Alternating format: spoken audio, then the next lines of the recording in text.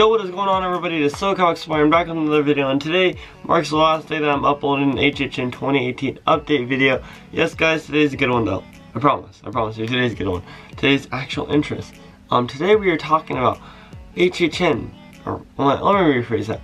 Today is SoCalExploring's HHN Survival Guide. Yep, that's right, guys. Today I'm going to be talking about how to survive HHN this year and what your best strategy should be to go during the event. I said they're completely wrong, but if you want to know all my secrets and all my strategies so I get the mazes done all in one night super fast, then stay tuned for this video because it is going to help you out. And if you want to know what to bring, how to survive it, like how to save money, go ahead and tune in this video too, because you're not going to want to miss out on that information. It is a lot of information and it's going to be a good video.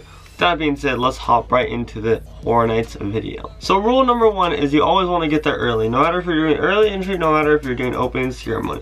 You want to get there early. With early entry, you want to get there at least at 4 because the line does get pretty crowded. And you don't want to, it's early entry, guys. You want to be one of the first ones to the mazes. You don't want to be one of the last.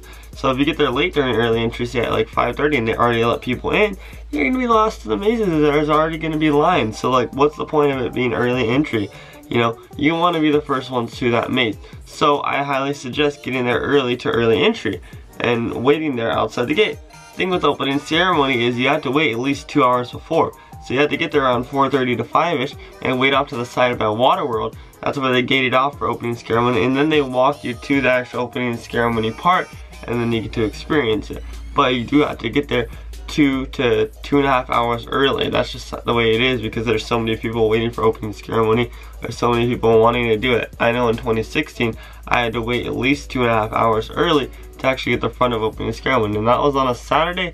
I don't know what it is with I don't know how it is with weekdays or like Sundays, but that was on a Saturday. So keep in mind the weekdays too, or keep in mind the certain days that you're going and know what day you're going. Obviously this isn't gonna be one of my rules, but this is a big one, is make sure to try to go on weekdays, because weekdays is when it's less crowded, and when you get like 10 to 15 minute wait times, those are always good.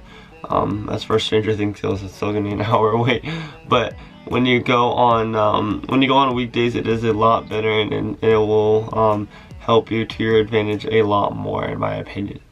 Rule number 2 is make sure to get down to the mazes that you want to get down first and the mazes that you want to do first. So for instance, if you want to do Stranger Things, I don't know if some of you guys saw the picture from Employee Proving Out by Inside Universal of how long the line was, but there it is on the screen. It stretched all the way to Jurassic Park, guys. That is insane. That was just on Employee Preview Night. So if you want to do Stranger Things, go to that maze first. By all means, go to that maze first, because that maze is going to get extremely packed in the line, and you guys don't want to miss out on doing that. And if you want to do Trick or Treat first, go do Trick or Treat first. If you want to do Universal Monsters first, do Universal's Monsters first. And this is the way that I see it. If you don't get to do all the mazes in one night, and you say, for instance, you have to come back another night, at least you got to do your favorite mazes that you wanted to do. So at least you're not leaving the night disappointed, like, oh, I didn't get to do Universal Monsters and that's the one that I really wanted to do. Make sure to do the ones that you want to do first. That way, if you miss out on them later on, then you aren't so disappointed in them. So like, say if you miss out on the Terror Tramp, who cares, you know? Rule number 3 is make sure to eat before the event and stay hydrated during the event. Now, guys, you will get really tired of walking back from the back lot to the upper lot all night long, and it is going to be a lot of walking, so make sure to stay hydrated. You don't want to buy a water bottle in there, that's like $5. You want to make sure to drink from the water fountains or somehow sneak your own water bottle in, but the event does not allow you to bring outside food or beverages in, just to the park in general. So make sure to eat before too, because food there is expensive. If you have the money for it, by all means go ahead and buy the food, but it is very expensive and out of some people's price range. And you don't want to be wasting money on food when you could be wasting money on other stuff like merchandise.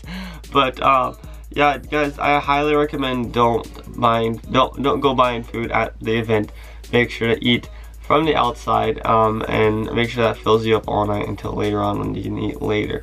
And obviously don't go buying a $5 water bottle, because that's completely pointless. Rule number 4 is make sure to bring a light backpack and bring a light jacket. Now, you're going to be walking from the back lot to the upper lot quite often, and you're going to start to break a sweat. it may be cold outside, but you'll start to break a sweat. Once you break a sweat, you're gonna want to take that jacket off, and guess what? You gotta know where to put it now.